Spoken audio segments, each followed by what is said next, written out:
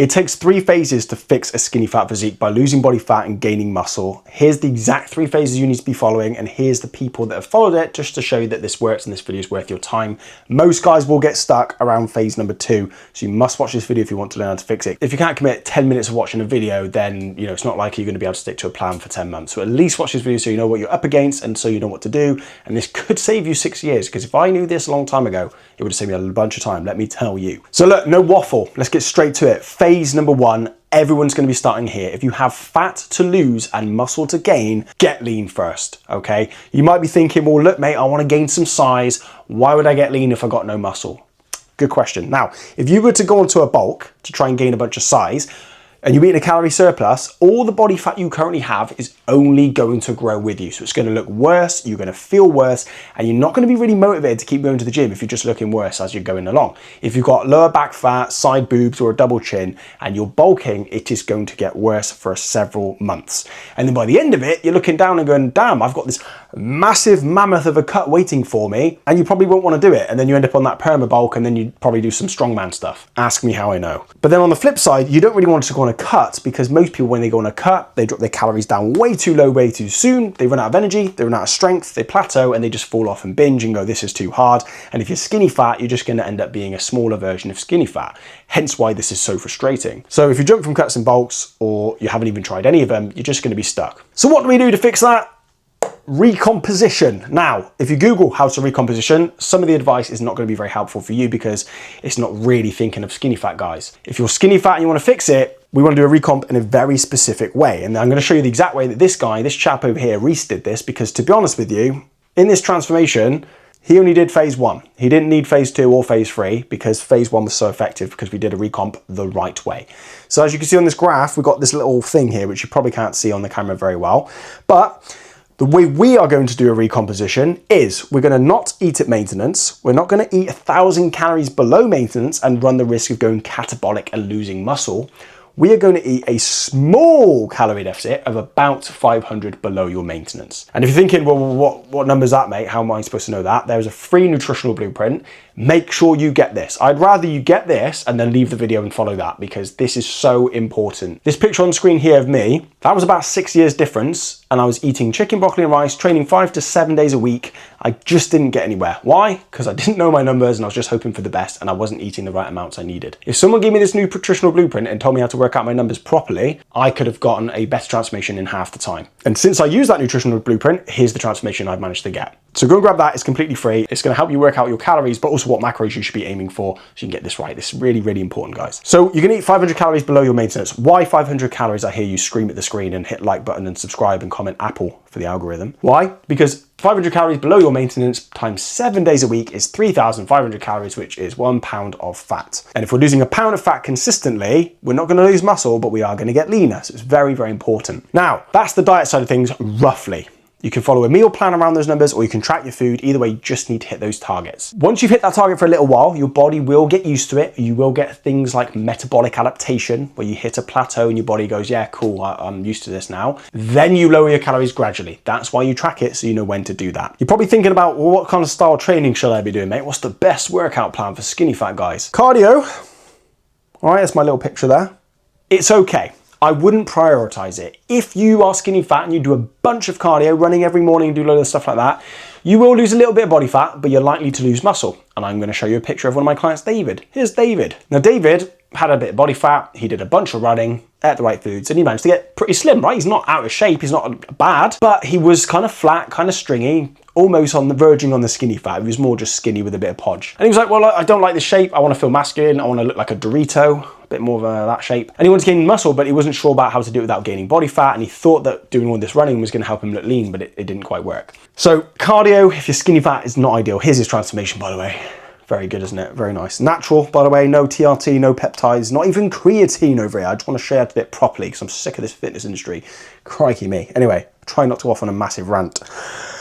We want to focus on strength training, okay? Small calorie deficit paired with getting stronger in the gym, your body's going to have to adapt. And if you're eating less food and you're lifting more weights, your body has to get rid of weight somewhere. So if you're lifting weights and you're in a deficit, your body's going to start to lose body fat. And if you're lucky and your genetics aren't terrible like mine, you could still gain some muscle. And that is exactly what Reese did. We got stronger in a deficit with high protein. Obviously we made adjustments, we kept him accountable. You know, I don't want to oversimplify it, make it sound easy, because it is not easy, like all these fitness gurus are saying, like, oh, it's really simple.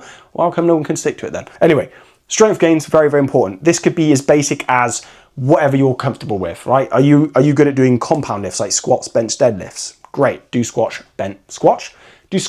bench and deadlifts. If you are intimidated by that or you're new to the gym, you can do pull downs, bent over rows, cable rows, chest press machine. Either way, you need to pick a movement that you are going to dominate and get stronger on and stick to for a while. If you're training at home, this could be bodyweight push-ups until they get easy. Then you could put a backpack on your back full of crap and books and add some weight, whatever. You just have to pick a routine, stick to it, and get stronger with it. That is kind of it, right? Now, depending on your starting point, someone like David over here, this can be accomplished in anywhere between 8 and 16 weeks if he's 100% on track. If he's going out boozing on the weekends and eating junk food all the time, then it's going to take a year, to be honest. But this should be an 8 to 16 week thing, depending on your starting point. If you're starting like Reese, where you've got a lot more body fat in the like 35, 40% body fat, then, you know, it could take up to a year. But the good thing is this will do it. Hopefully that's simple. Now, let's say you've completed phase 1. You've gotten lean, you've gained a bit of strength, you've gained a bit of muscle, and you're thinking, cool, I'm less skinny, I'm less fat, but I still want to add some size. I'm still quite skinny. I need to get bigger. This is when you get to this absolute important step where most guys mess up, most guys fall off and binge and throw all the good habits out the toilet at this point. This is when you get to the famous reverse diet, right? And it's really complicated. No, it's not actually. You just reverse your diet. Very simply done. We want to avoid jumping from this recomp straight to a bulk, because when you get lean, you're going to think, time to eat big to get big, right, babe? And you're going to eat all your pocket muffins and your donuts and your pizzas because you haven't been eating them for so long. But guess what? You're probably going to get fat in a few months. And I have seen people do this. I used to do it. They finish their cut. They go, bloody hell, I'm glad that's over with. And then they just eat loads of crap. And then they go right back to square one, albeit with a little bit more muscle. And it's not a good place to be. And then if you do the cut wrong, you lose the muscle. So it's very important that once you get lean and finish the recomp, you reverse diet. No cuts and bulks, all right? Avoid the bro cycle. Don't, look, you end up like him. Don't do that. So what we do is we recalculate your calories, because now you've lost weight and gained some muscle, your weight and body composition has changed, so your body has a different level of maintenance calories.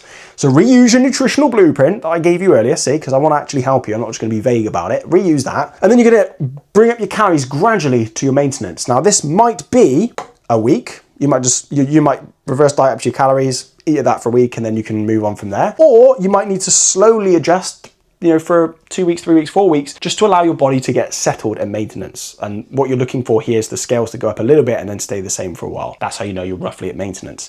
Now we do this because if we jump to growing, you're going to gain body fat. And if you do it too quickly, you're going to look like that. And I've done it. People do it all the time. In fact, I've had clients work with me, do the recomp, go, oh, I look amazing, I love it, thank you, mate. I'm going to go on a bulk now. And I'm like, whoa, whoa, whoa, do the reverse diet. Like, nah. And then, you know, 2-3 months later, they're like, hello, mate, can you help me get back to this? I messed it up. And I was like, do this. That's why people mess this up.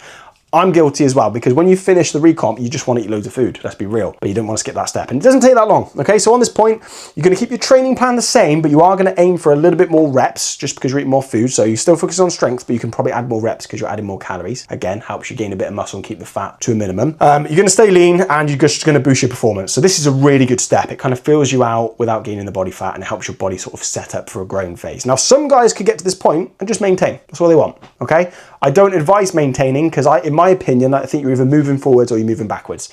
So get lean, reverse diet, and then figure out whether you want to add some size or get leaner, depending on what you want. Then once you have done phase 2, do not skip phase 2. We're gonna go to phase 3, right? And I'm not gonna be silly and throw around a bunch of jargon. It's kind of a bulk, but not really, okay? And the reason I say that is when I say bulk, what do you think? You think of people going, yeah, buddy, oh, let's have peanut butter in my fucking cereal, and you know, ice creams, and everyone just says, oh, I'm bulking, bro, and they just eat crap, right? Guilty as charged, by the way. I'm not high and mighty. I've done this loads. And what's going to happen is you're just going to get fat.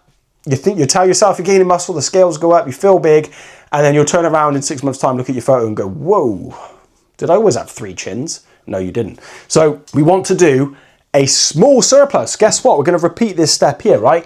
Eat big to get big is a lie. The guys telling you that are taking steroids, and there's nothing wrong with that. And if you are taking steroids, you might as well fucking eat big because you need to get big, right? If you're taking steroids, it makes sense because you're already anabolic. You're going to grow, so eat. If you're natural, like we are on this channel, and if you're taking steroids, I'm not your coach, mate. I'm natty. We're in the natty peeps, okay? 2 testes, that's it. You don't want to eat big because then you're just going to gain body fat. There's only so much muscle your body can gain naturally when you're eating in a surplus. So if you're eating 1,000 calorie surplus, 2,000 calorie surplus, you're not going to suddenly gain 3 pounds of muscle, but you will gain pounds of fat. So we want a small calorie surplus. Patience, all right? 1,000 calories? No. We want a 500 calorie surplus. How are we going to do this?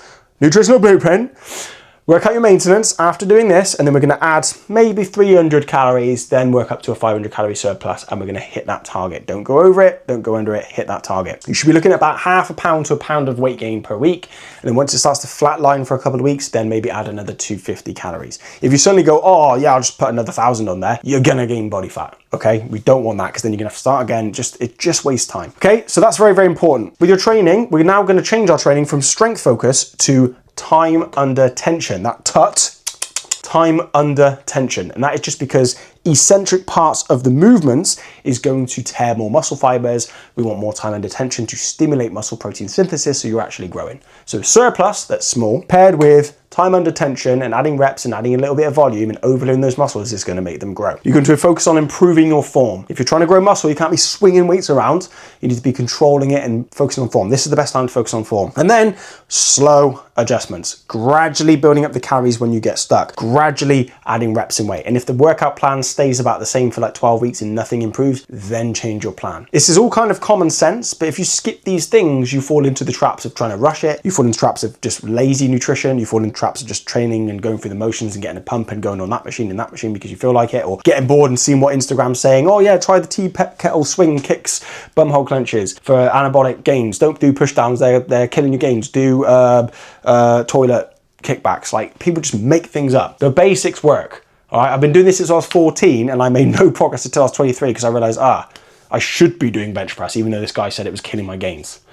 So that's it in a nutshell. Now this growing phase, this will take a lot longer, 16 to 52 weeks, man. This could be like a 4 month to a year such thing because it takes time to gain muscle. That is it in a nutshell. If you follow this properly, if you get lean and gain strength, build up your calories gradually and start adding reps and weight and overloading your body, you will gain muscle while staying lean and you'll be fixing that skinny fat once and for all. Please follow this because there's a lot of people on the internet that are going to tell you do this, do that. I've done this 210 or more times now with people and my clients. This is what I needed to be told years and years and years ago. This will fix skinny fat naturally every time like clockwork, even with bad genetics. So all that being said, if you have any questions, drop them down below. If you want me to help you through this, if you want me to coach you one-on-one, not groups, not bots and my mates pretending to be me, it is me, and I will coach you through this each and every single week like my clients here have had, then you can click a link down below and drop me a message to inquire, or you can just book a call with me, or you can watch another video of mine if you want. So if you want to know what to eat to fix skinny fat, there's a video over here teaching you what to eat if you're skinny fat, or at least what I ate to fix skinny fat. I hope this video helps you out. Hope it's not too long. How long is it? Whoa, that's ages. All right, have a good day.